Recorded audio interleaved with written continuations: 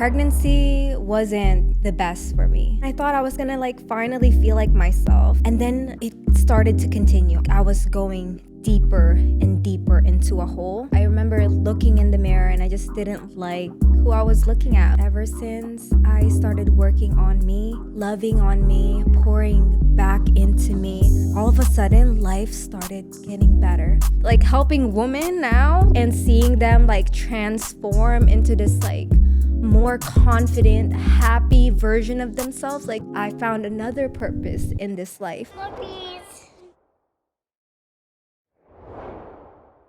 Hey babies, welcome back to More Please. Today we have one of my very close friends on the podcast. We have a Jasmine Alago, and we are celebrating her.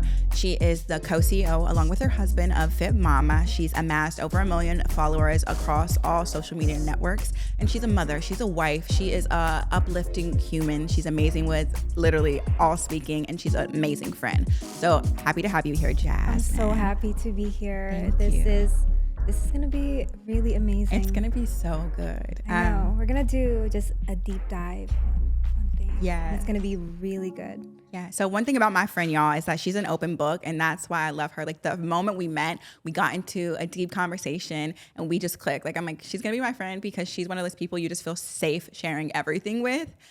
So speaking of feeling safe sharing, you guys know that we start every episode off with a confession. So my confession is that I went through a phase of not feeling like myself during and after pregnancy. What's your confession? Oh my God. My confession is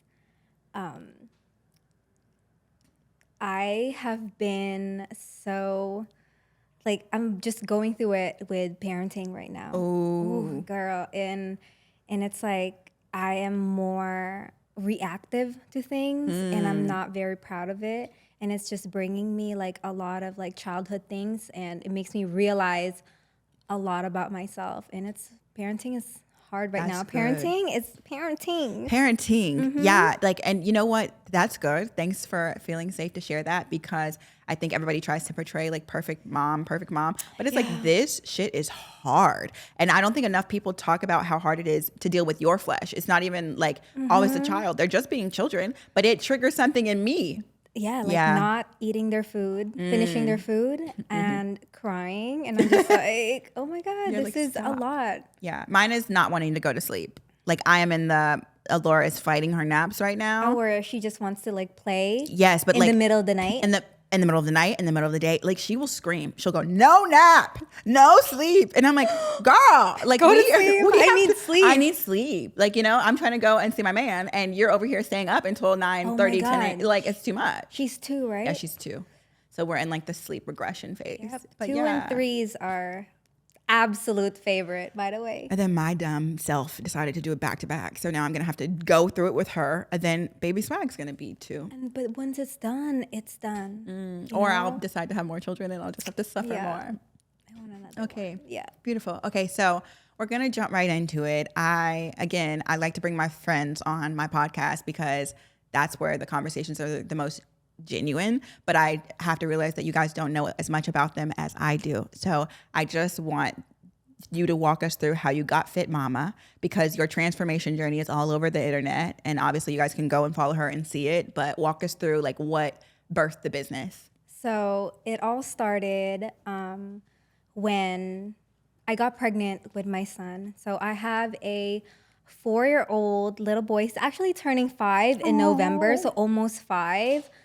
And pregnancy wasn't the best for me. Okay. It really changed a lot of things. Girl, I don't know why I'm getting emotional already. I'm looking at you. I'm like, but go ahead and say it, because I'm no filter. I'm so sorry. I'm just in an emotional phase right now. I think I'm about to get my period.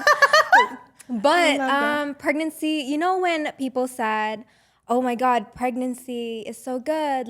Me and my man, we're just having sex. We're just wild to each than other. Ever. Yeah. And for me, it's I was expecting all these things, and pregnancy was it changed me. I lost this big part of myself. I couldn't recognize her. Okay. And I thought, I'm like, okay, it's just, the pregnancy. And during the pregnancy, I remember my relationship was just going through a rift.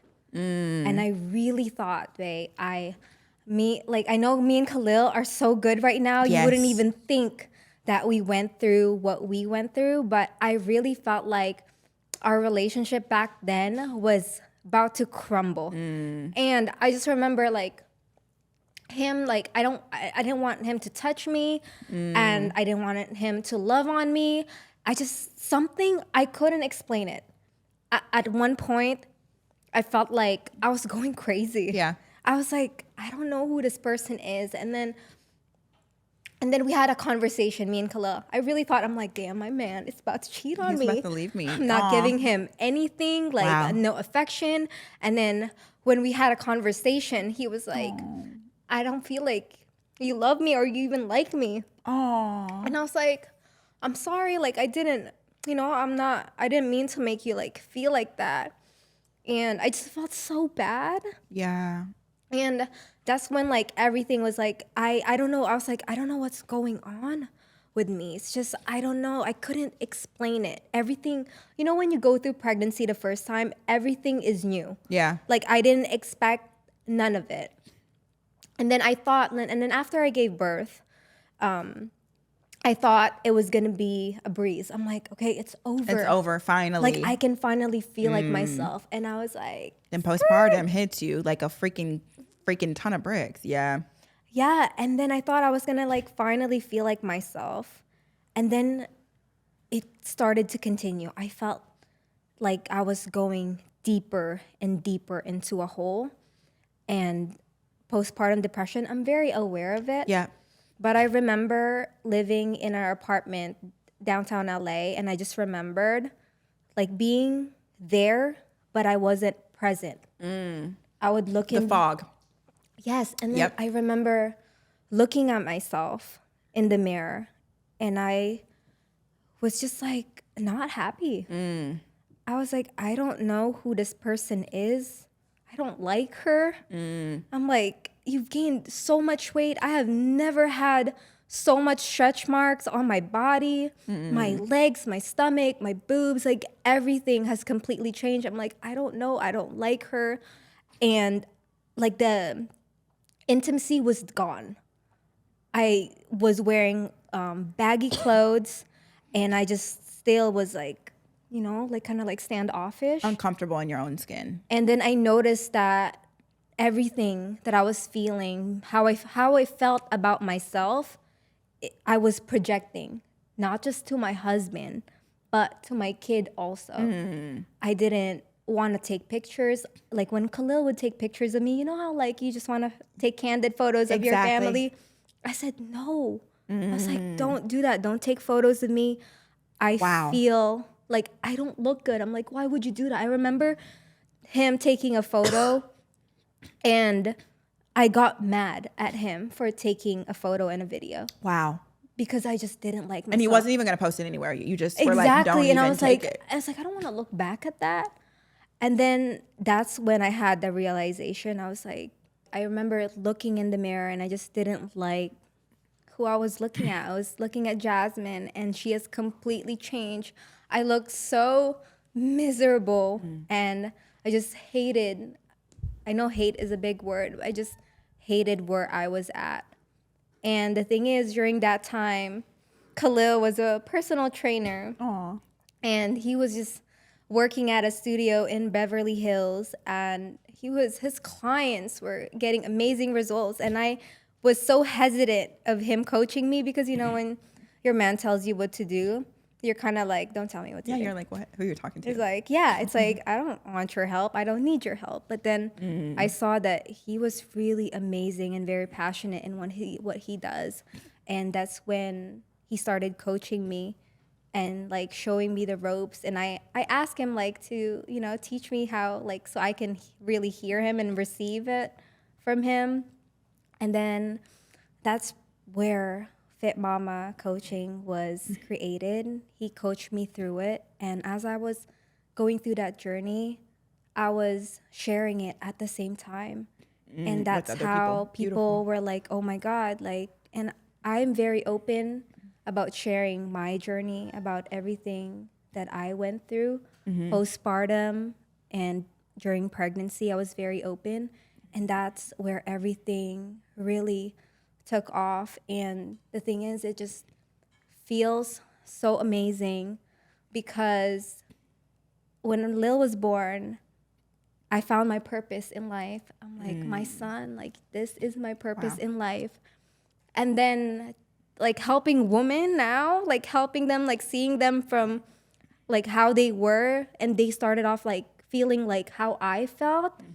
And seeing them, like, transform into this, like, more confident, happy version of themselves, like the transformation I went through, it's like the most rewarding, most beautiful feeling ever, like helping like women feel amazing again within themselves. And I was like, wow, God, like I found another purpose in this life. Yes. But let me stop you there because there's a lot that you've said that I feel like can lead to side conversations that people need to hear. So I'm going to go backwards. Yeah. Number one is we thank God that you went through the season that you went through of darkness and depression, even though it was so hard for you in the moment. If you would not have gone through that, you would not have touched these people. So it's, you know, it's like a beautiful thing that you got to experience that, even though it was hard. That's so funny because I was talking to Caroline and everyone was telling her, you're going to lose yourself. You're going to lose yourself. And in the beginning of my journey, I told her, I'm like, yeah, you're going to lose yourself. And it's like a scary feeling.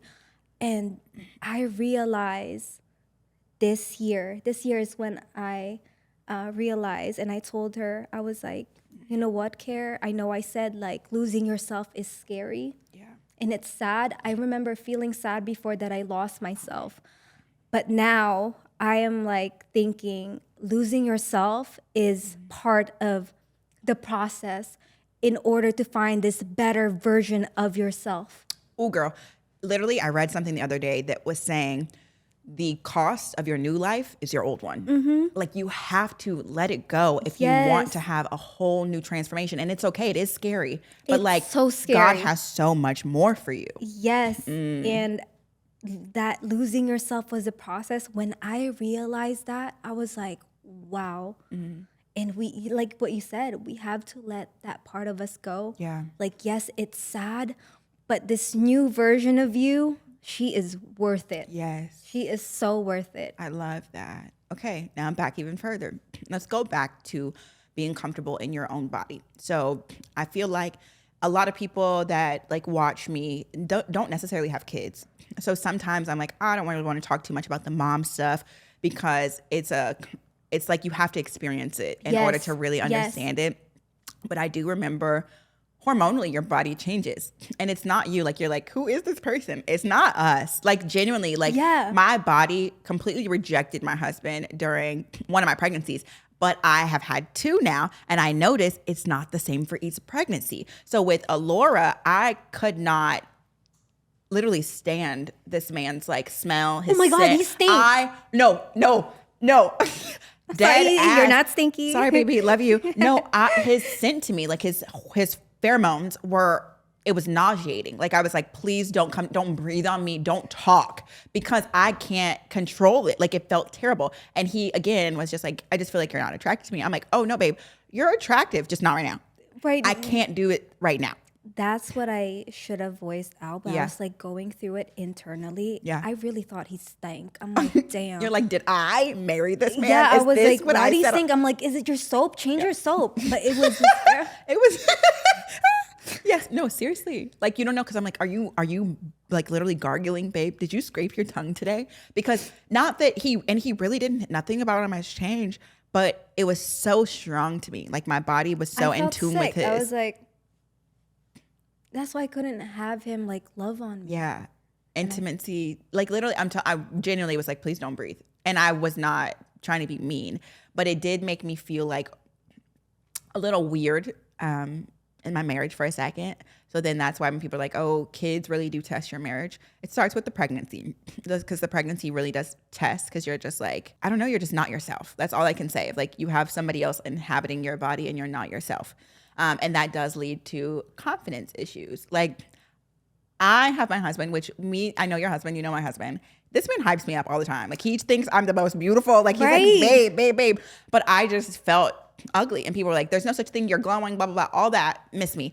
I felt ugly and disgusting. And I didn't really want, I just didn't really want him touching me like that. And I felt guilty, but. Went through a minute. I feel like we went through the same things as we were going through pregnancy. I've never heard this part of yours. But a lot of people don't really hear that from a lot of people. Yeah. When I share that, they're like, what? Like, I feel seen.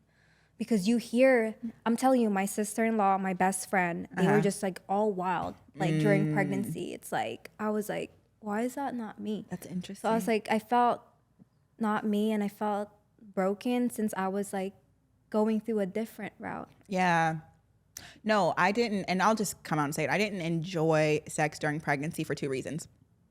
And my husband will openly say this too. Number one, I don't like the scent change from pregnancy. So your hormones shift and you smell different and your husband smells different. And I just don't feel like it synced up. It felt gross. I felt dirty. I felt dirty. That's exactly what it is. It wasn't like a him thing.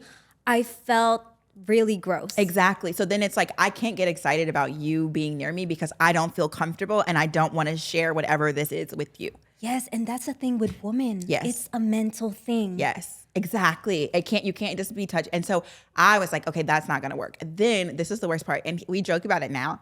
When I started getting like really big, it creeped him out. Oh my God. Khalil would say he was like, babe, I don't know what to do. Like, you know, so it's like funny stuff. So we already had this like a lack of desire, you know, on my end. Like, and then the doctors are like, you guys need to like get it on. And then it's like, he's like, this is too much. Like, it was too much. The doctor said that the doctors tell you there's so you pressure. Can get, because you can get the baby out. So it was kind of like a duty, and it wasn't like intimate or anything. So I feel like not until I think my daughter was like 6 months is when we kind of like had like our intimacy spark back. And then I got pregnant again at 8 months. So it's honestly like now my baby boy is 7 months. We're just now getting back to ourselves. Yeah, just feeling good. But that stretch is a long stretch. That's almost 2.5 years of stretch where, like you said, my man he didn't go looking for anything else, thank the Lord. But he could have been very like lonely or isolated, or he could have been jealous of my bond with the kids because he wasn't getting his intimacy. I've had to make sure like emotionally he was satisfied, because physically sometimes it just wasn't. It's just not there, and you just feel bad. Yeah. You just feel bad, and then the thing is, it's not just you just feel bad for him, but there's something in you that feels like, damn, I am like there's something defective. Wrong. Yeah. But there isn't. I'm here to say that. Hormones. It's just hormones. It's just hormones, and you're a woman, and that's a part of it. But I do wish more people would like come up and speak about it, because even the conversation where in the beginning you're like, yeah, I just didn't want my man to cheat on me. That is not even something we should have to be worried about. Like, this is our husband who loves us. We're carrying their children. Of course, we're nurturing their family. That's not the first thing that we should think about. But that is a fear that we have to like sit with.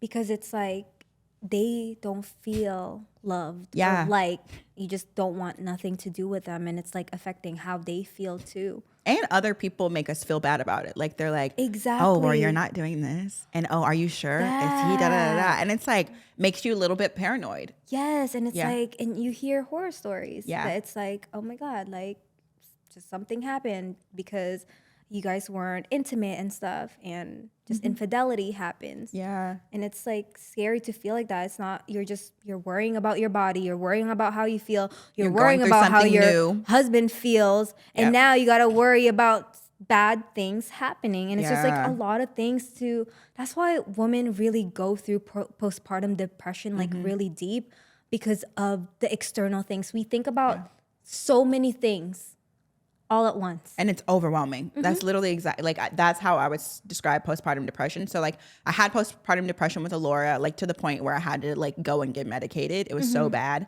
But people were like, how would you describe it? And I'm like, for me, it was really just a worry.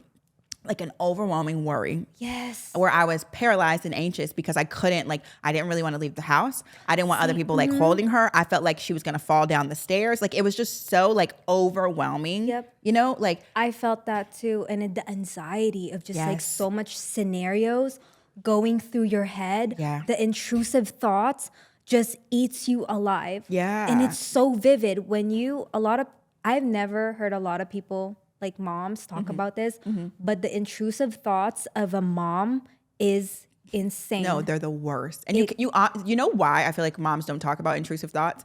You sound crazy. Exactly. You sound crazy, but it's almost like you're giving life into these thoughts to where I'm like, I don't even want to say that out loud. Exactly. Because it off. sounds crazy, you know? But also, I need other people to know that you're not crazy. Like, You're not crazy for thinking this, because when I tell you, it was the most wild scenarios that I would come up with in my head. And I'm like, the probability of that happening is absolutely never. But I just still felt like, no. Yes, I felt all of that. Okay. And then when it just happens, you just kind of like shake it off. Yeah. It's like, girl. But that's a lot to transit. Like, that's a lot to put on your plate. And it's like, if you don't have the right partner to be able to support you through that, you can end up like alone and isolated. And that's a lot, while also trying to like maintain the health of a child and maintain your health, and also like fitness health too. Like, that's too much for anybody to bear. It's just a lot. And also like since you mentioned like partner, like having a supportive partner through this process, this whole journey, is honestly like a game changer. Yeah. Like somebody that's just there to support you through and through when shit gets hard. That is like, I feel like our man's is like our backbone. Our rock, yeah. No. And and we're blessed to be able to have them, you know? Even though, we put them through a little bit of... We do. That's to keep it spicy, though. Yes. Like, keep them on their exactly. toes. You wouldn't want me if I was just boring, okay? So speaking of spicy, how did you and Big Khalil like reignite your spice and your spark in your marriage after, the postpartum phase passed? So what I noticed was, ever since I started working on me, loving on me, pouring back into me, that's when I started to be able to give, like, I felt like I was really going through it. And when I started doing that for myself, all of a sudden life started getting better. Yeah. We started going on more dates. You know what? Me and Khalil promised to each other that a non-negotiable for me and him is to always go on dates every week. Beautiful. Every week, even if it's just like a walk date or like a movie date at home, but a time where we just spend uninterrupted quality time together has really changed the game for us. Like, we really get to reconnect. And I think that's what a lot of people don't understand, is like reconnection with your partner is so important. And that's what like keeps the spark there alive. Yeah. And when you feel good, when they say happy wife, happy life, that is so true. It's when you're miserable, it trickles down to everyone around you, because you're just projecting. It's like a leaky faucet. There's like a line where it's like, a nagging wife is like a leaky faucet. It doesn't seem like a lot at the time, but then it adds up. Like, it starts adding up, and then it'll cause a lot of problems within like your relationships. Yeah. Okay, so going back to you saying pouring into yourself, that is a reoccurring theme on our podcast. Every woman that I've talked to that's like in a good space talks about the season in their life where they had to pour into themselves. So talk to me about what that season looked like for you. What did you actually do? It's not just like it was hard. It is, but that's the point. Like, everybody's like, they talk about it, but then it's like, were you journaling? Did you have to like get up and like read a book? Did you have, like, what was your secret sauce into making Jasmine feel whole again? So for me is, I always say this, is there's nothing like a feeling of you doing what you say you're gonna do and like staying committed to what you're doing. Like, this whole journey for me was hard. It wasn't perfect. There was a lot of ups and downs. Like, a lot of people go in this journey, and a lot of people want to give up. But like for me, I remember it was COVID time when I started my fitness journey. Yeah.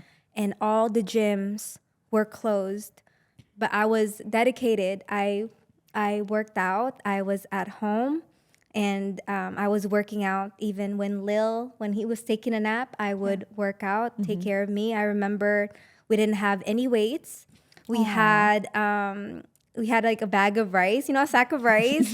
That's cute. And then for our dumbbells, we use water bottles, gallons the of gallon waters. water Yep, bottles, yep. or the Tide detergent bottles. Oh, that's good. So like you just sometimes you just get it done with what you have. It doesn't have to be perfect, but that's like one of the things that I went through during this journey.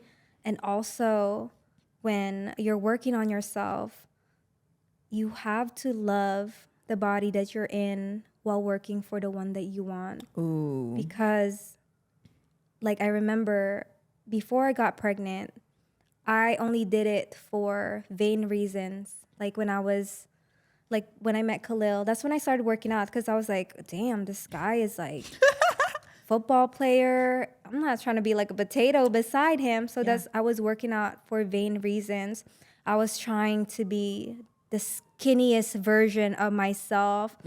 I remember there's times where I would starve myself, and I was on this journey for the wrong reasons. Yes. Going to the gym 6 to 7 days a week. I had this like saying, team no days off. Yeah. Because I thought that was the way to get me really fast results. And then going through that, I remembered just still being so unhappy with myself. I'm like, I look skinny. I am my skinniest self. This is the lowest that the scale has been. But I am not happy with myself. I don't feel confident in myself. It's because I did it all for the wrong reasons.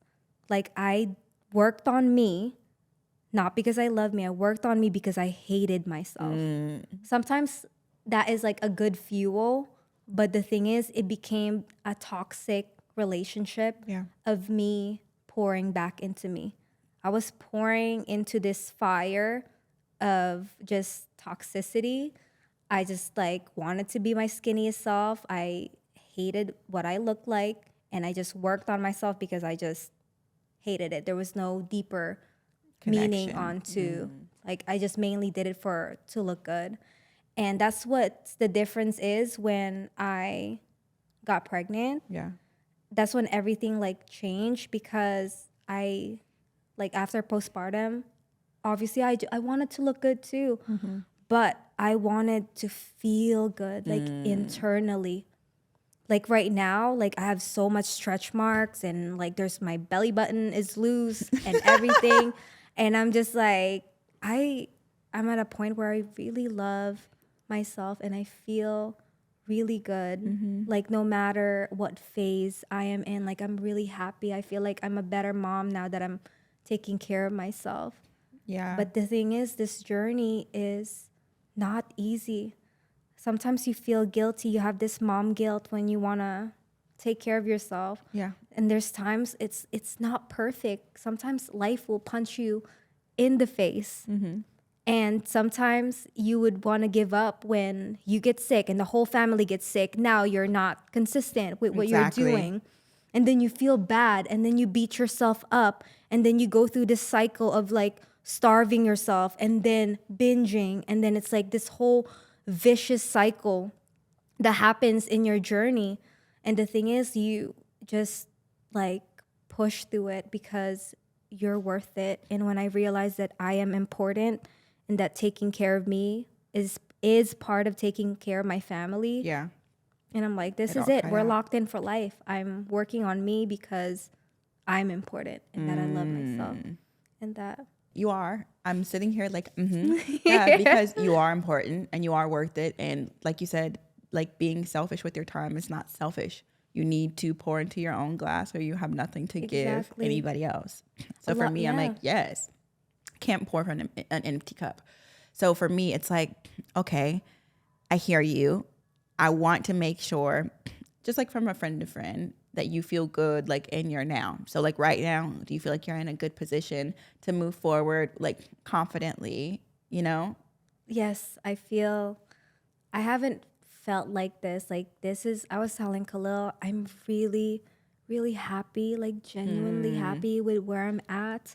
And it feels so good to feel like this. And I don't ever want to go back to that dark place I was. And I think that's why like I keep doing what I'm doing. And the only thing that is just like what I'm like not trying to stress about is, you know, getting pregnant. Yeah.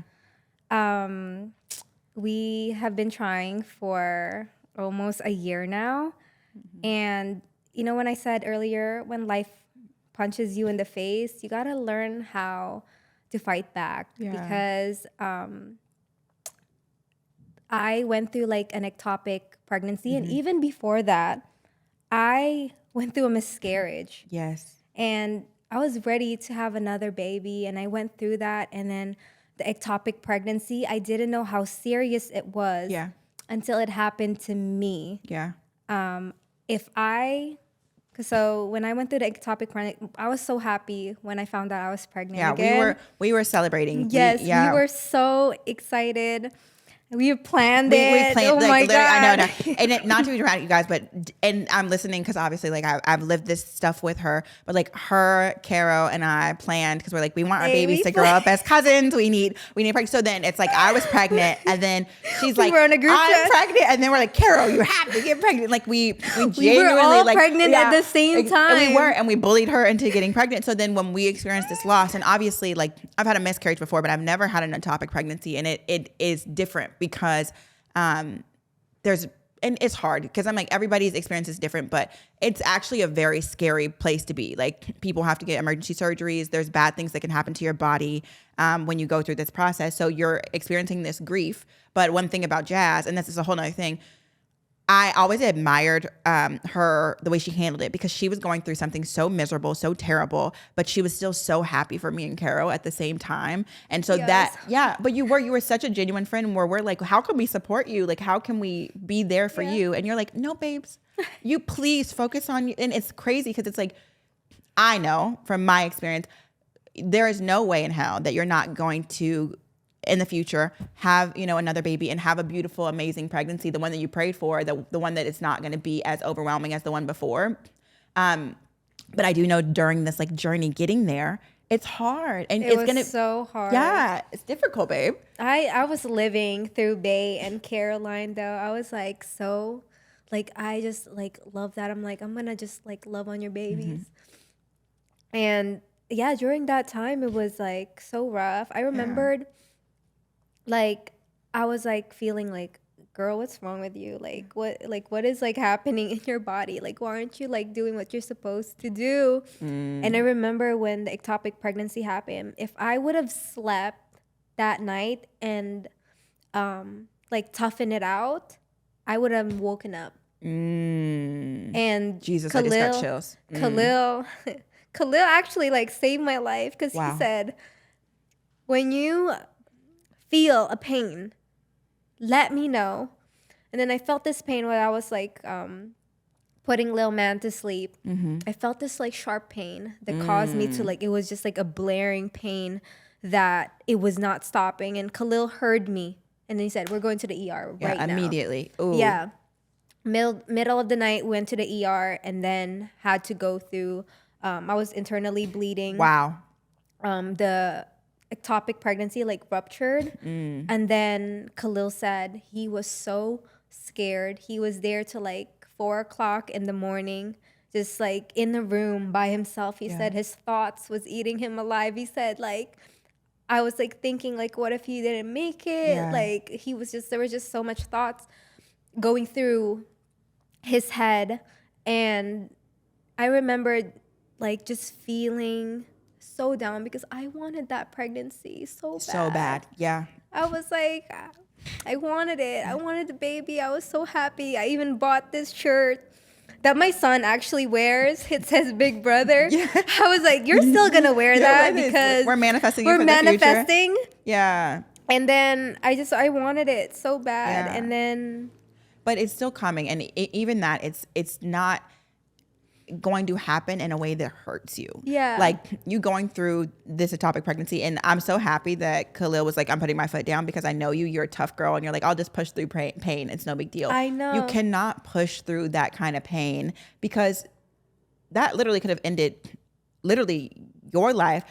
Baby Lil wouldn't have had a mom. I mean, Khalil wouldn't have had a wife. Like, it's not worth that amount of pain, you know, to put yourself through that. Like, it just wouldn't be, like, in my opinion, I'm like, girl, have you lost your mind? Please. I know. It's like, just go to the hospital. I feel like a lot of women are just so used to dealing with pain. Yeah. That we're just like, oh, it's okay. It's fine. We're fine. We're cool. We can push through. But yeah, and we just like have just been going through it with pregnancy. And I told myself, I remembered I was feeling sad that I'm like, because we are trying. Yeah. Like, we are trying, and still nothing. And I felt really broken at first. It still makes me sad here and there because I see a lot of like ladies that are like I've followed that are getting pregnant. And I'm just like, God, why me? Yeah. Like, why? And then I started thinking like, what's meant for me will always be for me. And it might not happen like right now. And I know in the right timing, it will happen in like the most perfect timing. And hopefully that will be soon. You're like, hopefully soon. Yeah, no. I'm like, God, like everything is so great right now, you know? But there's always a greater reason. One, it will happen in perfect timing. Two, you're correct. What's for you can never miss you because it's literally only written for you. Yes. So when it happens and the timing aligns, like you're going to be like, now I know. Like this is why this was meant to be right here. So just relax into it. Obviously, you already know, like the more pressure you create in your mind, the more pressure you create in your body. Like, you know what I'm saying? But yeah, like, we're just having fun. Yeah, you're just having fun. And then when literally the moment you take your mind off of it, it's going to happen. And you're going to be like, holy crap. Like, this is insane. I know. Yeah. Hey. But no, I'm always like, and it's so hard, y'all, because I'm like looking at her. I'm always like, do not be so hard on yourself. Like, you are doing such an amazing job. Like, your goals as a mom, goals as a wife, you are a business owner, a content creator. Like, you're doing the dang thing. Thank you. Like, genuinely. Girl, so are you. No. But it's not about me right now. It's about you. I'm telling you, you're doing the dang thing. And of course, adding to your family and expanding is going to be a part of the process. But like, allow this season to just be what it is. Take a moment, take a break. When you have the two, you are going to be so busy. You're going to have so much going on. You're going to be like, girl, I wish I could go back to the days where you know, because I'm like, baby Lil is potty trained. He's in school. You're in a great space. You know what I'm saying? So just enjoy the peace for a second. Yes. Because then you'll get exactly what you asked for, and it'll be a whole bunch of chaos, and you'll be stressed out again. So exactly. Just season by season. That's like, honestly, the last 2 months, I felt like, okay, when I kept getting my period, I was like, okay, this is just how it is right now, and I don't need to add any more stress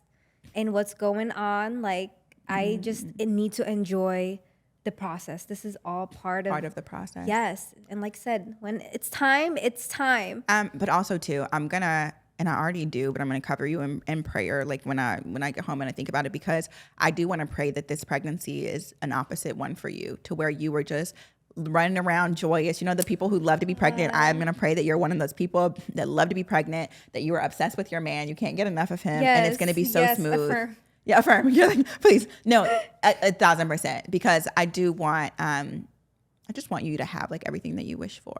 Thank you so much. Speaking of wish for, okay. So, we actually will talk forever, and we're going to go to our brunch tomorrow. We're going to continue our talk. But right now, I want to kind of end this podcast on a manifestation moment of what are you going to ask for more, please, from God, from the universe? What is it that you're bringing into your atmosphere? I am manifesting to, well, obviously, have my baby soon. Yes. And I'm manifesting to touch more women's lives because I know how big of an impact it will make, not just to them, but to their kids. And I was telling like my husband, I'm like, to Khalil, I'm like, I love working with moms, but I'm actually doing this for their kids. Yeah. Because when mommy is happy, when mommy is healthy, when mommy is confident, the kids reaps the benefit. And the kids started to look after the mom, and like we do it for the kids. I love that. You're like, it's for the kids. Like even with this podcast, like I really am manifesting that this will touch a lot of women's hearts and just like get the reach that it deserves. And it will, I think, and even that you're saying the purpose of the podcast is obviously more please, because you're supposed to unapologetically ask for more. But if you can't find the community that you're supposed to be with, sometimes it's really hard to know what that more is. Yes. And so my goal is to like bring on friends like you or the other guests where you guys can pick and choose like what your community is. If you align with Jasmine, which I'm sure some of you guys do, you need to follow her. You need to get a part of her community. You need to be able to be like, oh, this actually aligns with me. Let me jump in. She's open arms. Yes, we're a safe place over here. Open book, Yeah. right here. Clearly, but it definitely is like the goal of like women empowerment. Let's level up together and let's just become the best versions of ourselves. Facts, yes. Yeah. Okay, tell the people where they can find you. You guys can find me at jasmine.elago on Instagram. And I'm on TikTok too at jasmine.elago and on YouTube too. It will be on my Instagram. And also, I will link it below. So I'll make sure to have all her handles right here. She genuinely is the sweetest person ever. So reach out to her. Make sure that you connect with her. And of course, as always, babies, we just want to thank you for coming and watching our podcast, having a genuine talk with us. We hope you're getting value. Make sure you like, subscribe, and we'll see you next week for another episode.